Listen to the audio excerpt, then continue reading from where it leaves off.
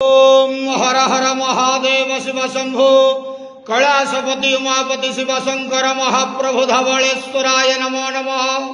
दीपं ज्योति परम ब्रह्म दीपं ज्योति जनार्दन दीपाहरतु मे पापो पूजा दीप नमस्तुते। धवलेश्वर महाप्रभु संसार सुखी रखंतु।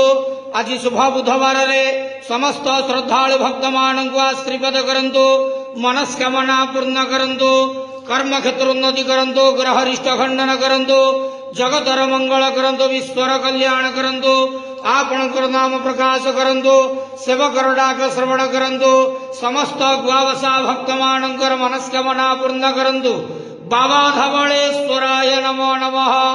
संसार सुखी रखंतु देखवार हरि बोलो। आज शुभ बुधवार रे समस्त श्रद्धालु भक्त मानक आशीर्वाद करंतु आनंद देखवार हरि बोलो।